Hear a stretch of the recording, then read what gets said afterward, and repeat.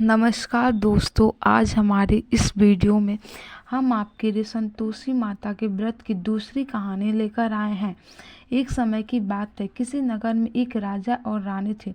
उनके दो बेटियां थीं। राजा ने अपनी दोनों बेटियों को तैराकी, तीरंदाजी, घुड़सवारी आदि सभी प्रकार की शिक्षा दी थी।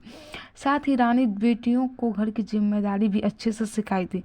बड़ी बेटी का नाम चंपा और छोटी बेटी का नाम रूपवती था। चंपा थोड़ी सांवली थी, जबकि रूपवती नाम के समान रूपवान थी। रानी माँ हर शुक्रवार को पूरी विधि विधान से व्रत करती थी। उनकी महल में एक धाम रहती थी जो अपनी भतीजी से राजा की शादी करवाना चाहती थी, लेकिन राजा ने अपनी पसंद की राजकुमारी से शादी करी थी। इस वह रानी से चिढ़ती थी। हर समय सबके सामने रानी माँ के खिलाफ कान भरती रहती थी। चंपा कभी किसी की बातों में नहीं आती थी, पर रूपमती कई बार धाय माँ की बातों में आकर अपनी माँ से लगने लगती थी। एक बार एक राजकुमार का रिश्ता चंपा के लिए आया। राजा ने धूमधाम से चंपा की शादी कर दी और उस राजकुमार को घर जमाई बनाकर रख लिया। शादी के बाद रानी माँ ने चंपा को भी शुक्रवार को संतोषी माता व्रत करवा दिया। अब हर शुक्रवार दोनों माँ बेटी व्रत करने लगी। संतोषी माता की कृपा से चंपा गर्भवती हो गई और राजभवन में चारों तरफ खुशियाँ ही खुशियाँ छा गई। एक दिन रानी माँ और चंपा का शुक्रवार व्रत था। तब राजा और उनके जवाई सिपाहियों के साथ शिकार को गए हुए थे। तब धामा ने एक चाल चली और रानी माँ के खाने में खटाई मिला दी और अनजाने में रानिया और चंपा ने वह खटाई वाला खाना खा लिया, जिससे संतोषी माँ रुष्ट हो गई। और रुष्ट होकर संतोषी माता ने राजा के उनके जमाई को रास्ता भटका दिया और उन दोनों की यादाश्त भी चली गई। वह दोनों के सिपाहियों से अलग हो गए और इधर उधर भटकने लगे।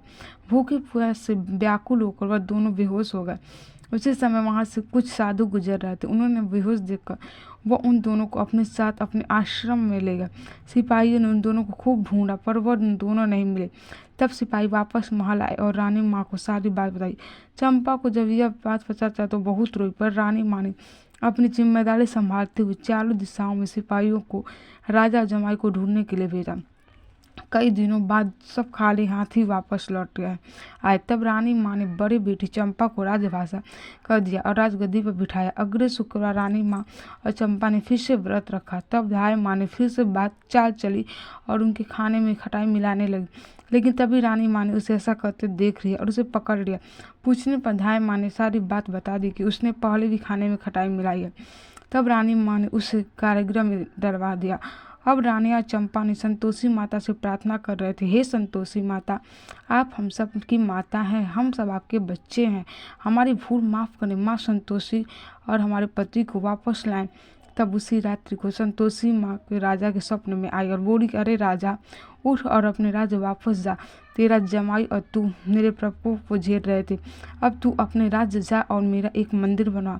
दूसरे दिन राजा और सभी साधु संतों का शुक्रिया करते हैं और उन्हें प्रणाम करके अपने राज्य की ओर लौट आते हैं। पूरे राज्य को संतोषी माता की महिमा बताते हुए संतोषी माता का एक भव्य मंदिर बनवाया। रानी माँ ने चंपा के साथ धूमधाम से शुक्रवार के व्रत का उद्यापन करा। चंपा को एक बहुत सुंदर पुत्र प्राप्त हुआ था और महल में वापस से अधिक खुशियाँ छा गई। संतोषी माता, जैसे आप रानी माँ और चंपा पर प्रसन्न हुई, वैसे इस कहानी को सुनते हुंकार भरते हुए सब पर कृपा करना। जय संतोषी माँ। ऐसे वीडियो पाने के लिए हमारे चैनल को सब्सक्राइब करें।